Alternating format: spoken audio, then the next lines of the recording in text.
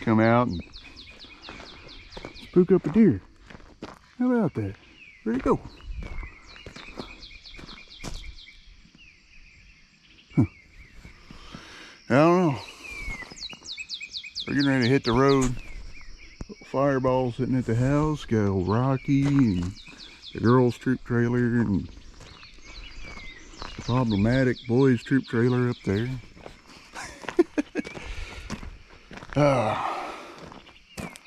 We had to bring Rocky home. Washed the radiator out. I'm gonna put some squirter juice in it real quick. We're getting ready to head to, we gotta go hook up the Billy's trailer, and we're going to Chicago. Kind of on, I guess you could say I'm kind of still on cloud 9 at the moment. We went to scout camp last week.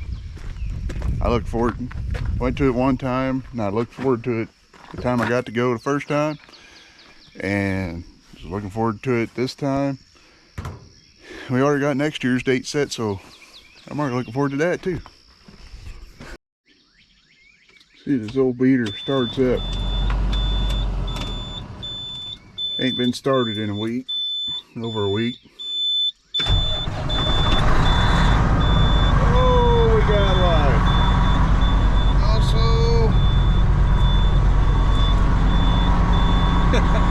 got us another dead mouse. Whew, oh, I smelled something I got in here.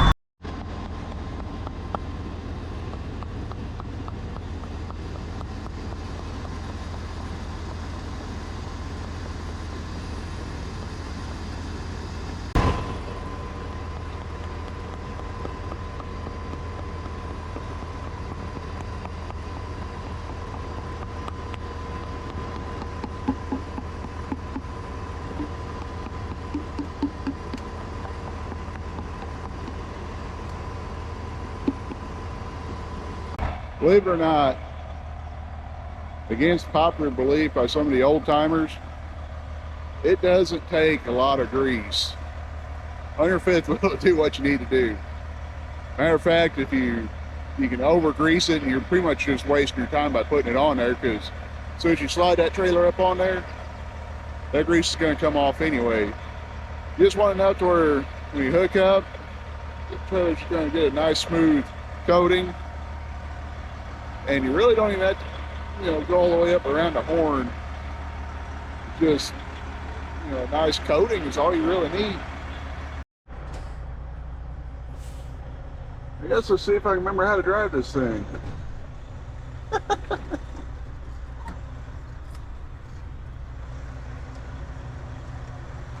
the hardest part right here.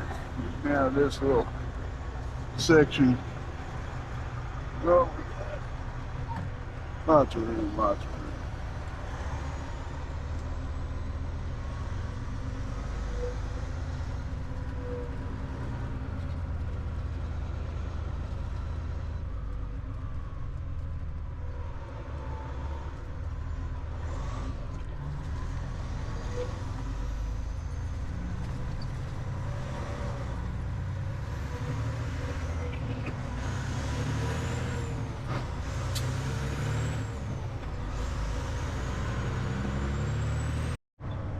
Now remember to hook up to the trailer's got a load on it. Not mine.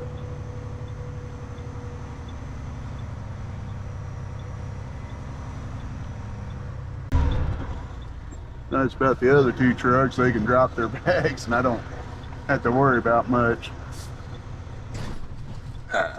Nailed it.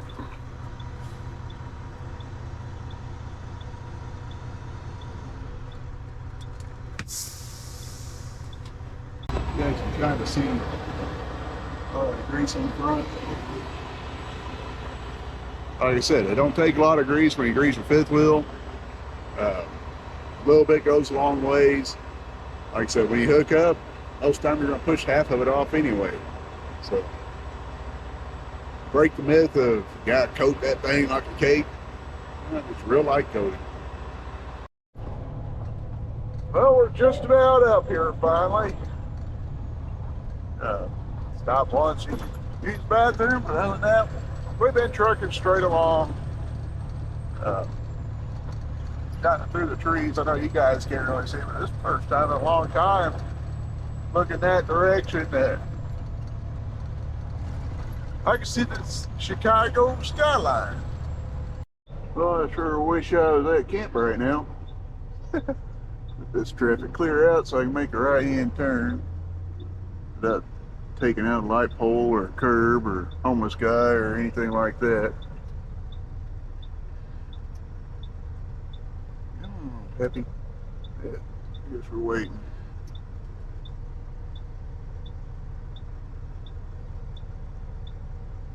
Got a little bit more room in the car there.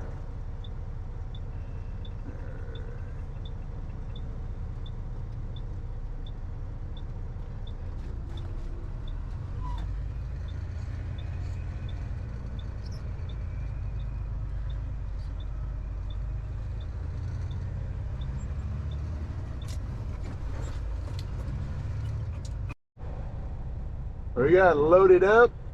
Now we're working our way out of town. Going down the back way to try to avoid the 57 and 80 and all that mess I deal with up there. So I would like to try to go this way.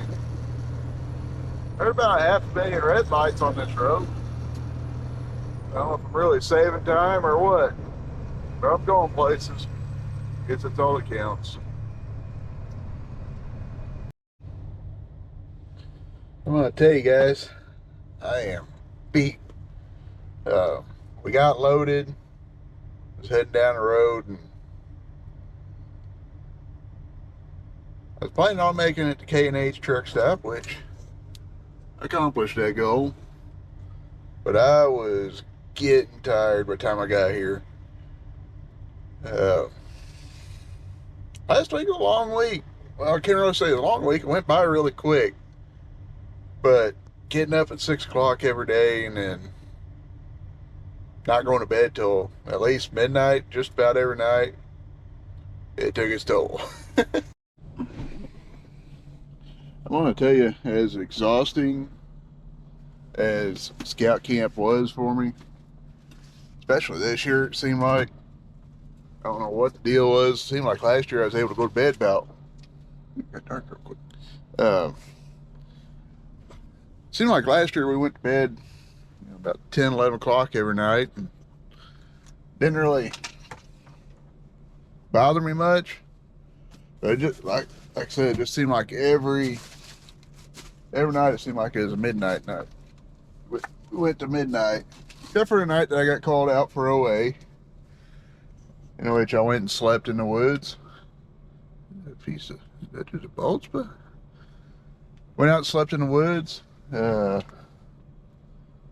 of the, I guess you consider an ordeal or initiation ceremony is being quiet, sleeping out in the woods. And went to bed kind of early that night, but then again I was up real early too. I'd do it all over. I'm already looking forward to going to next year's scout camp. I got some work to do on the trailer, obviously, but if you haven't seen the last video, go watch it, because I thought we was going to have us a rough week, but it came around. It came around really quick. And I must have been tired last night. Went to bed like 7:30-ish. And ended up not getting out of bed till, I don't know, I didn't get out of bed till 6:30, so. But we're getting ready to roll down south. We might try to kick this off today and get reloaded and head back home. Wouldn't be bad overnight. Well, looking good. We're out there fishing. How about that? I'm gonna leave. We're looking good at getting over here, unloading and reloading, heading home, dropping this trailer, grabbing bag, and going back home. We're going home. We're going home. Going home. I know it might sound nuts, but I'm already looking forward to going to summer camp next year. I know there are a lot of people that question me as to why I support Scouts as much as I do, being a conservative Christian. And plain and simple, I think it's a great program for the youth. But, you know, as a Christian, I get a lot of crap from other Christians. And, you know, my simple answer is, one, all these people claiming that the Scouts are woke. A lot of your woke accusations are all hearsay. People that hear what they want to hear and they say what they want to say.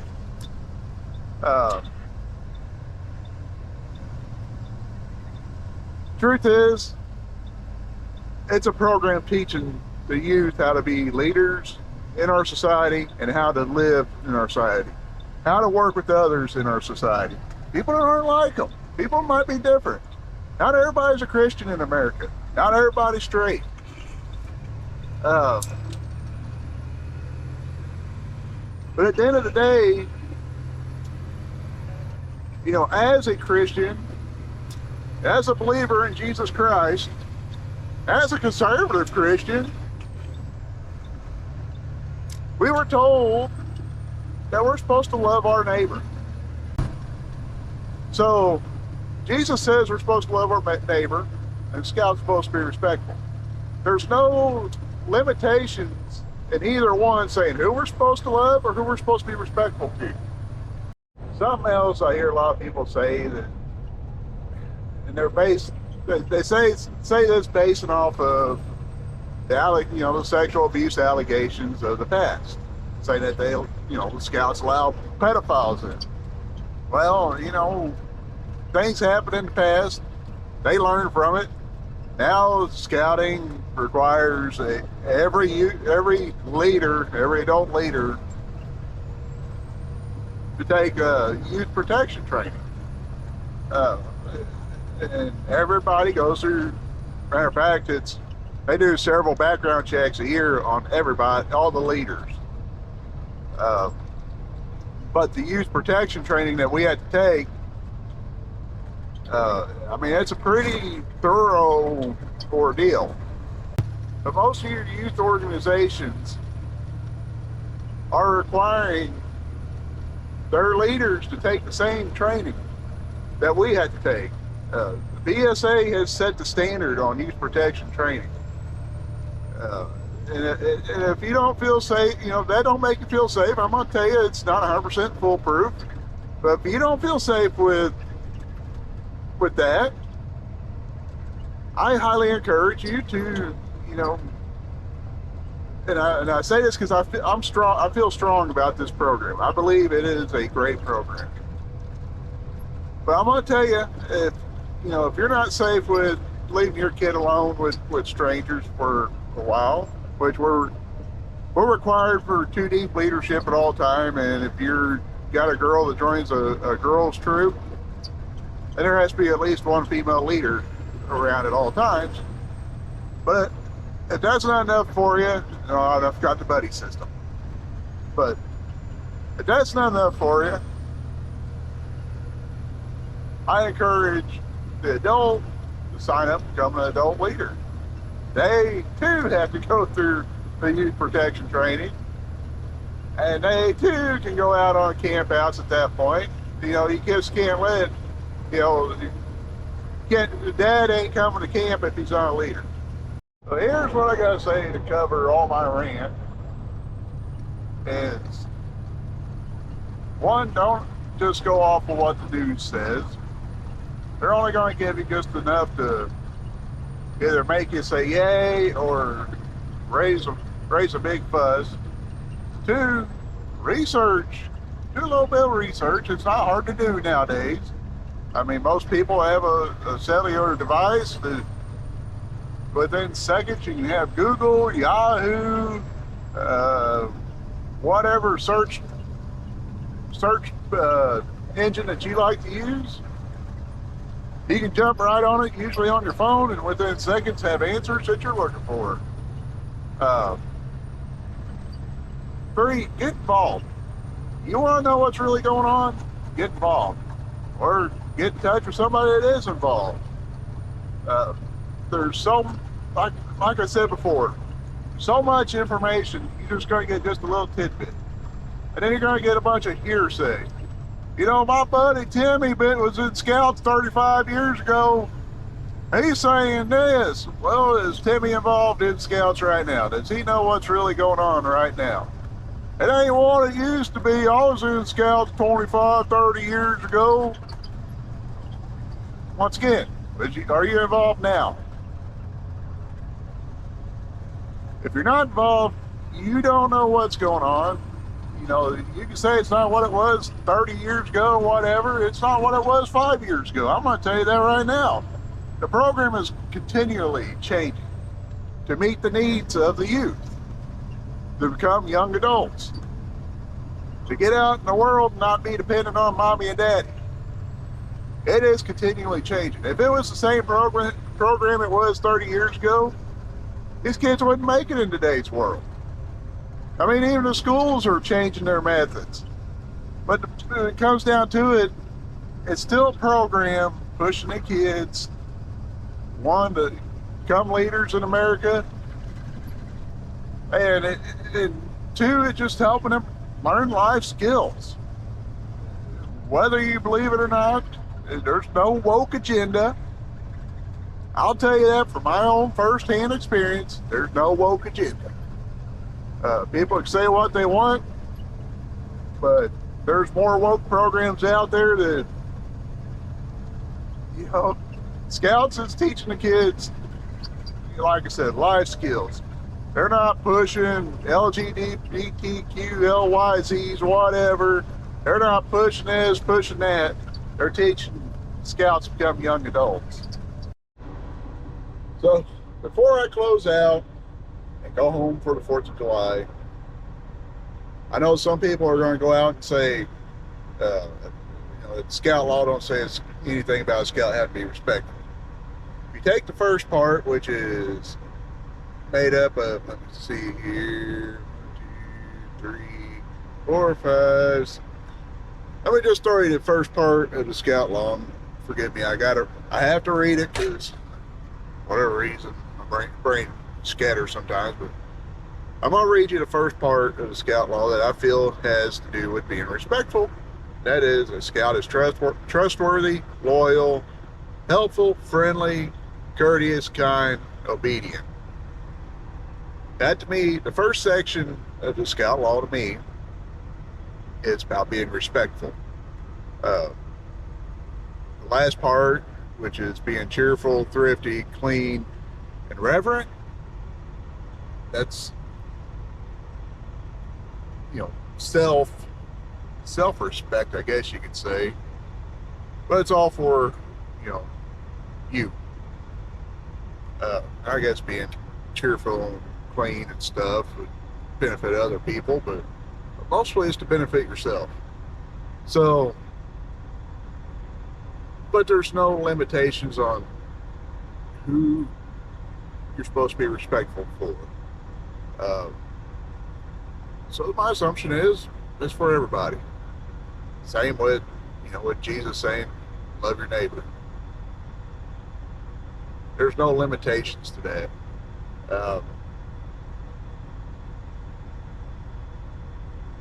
People need to not be so closed-minded that they end up using the Bible as a weapon for bad.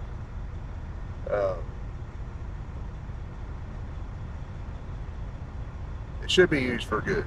I'm not saying that you have to change your lifestyle to meet the needs of other people, as far as, you know, what their sexuality is or, you know, their religious beliefs. Believe in what you believe in. But at the end of the day, I believe as a Christian, we're supposed to love our neighbors, not discriminate against them, I'm not saying you're going to have to go join a gay pride parade to support them. But we're supposed to love them. Take that however you need to take it. But at the same time, just like I said with the first part of Scout Law, we should also respect everyone too.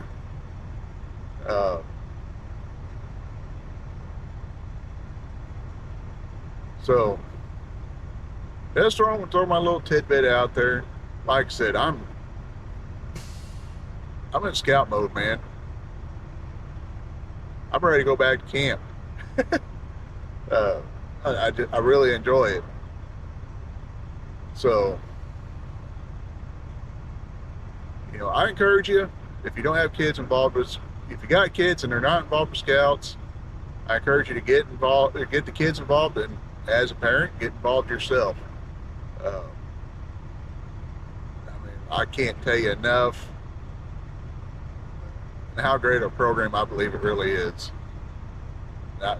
So, on that note, we're going to drop Billy's trailer and hook up to Mac, and we're going to go home for the 4th of July, and maybe go buy some boom booms and pop pops. Root beer. But y'all stay safe out there. God bless you. And try not to blow off any fingers this week.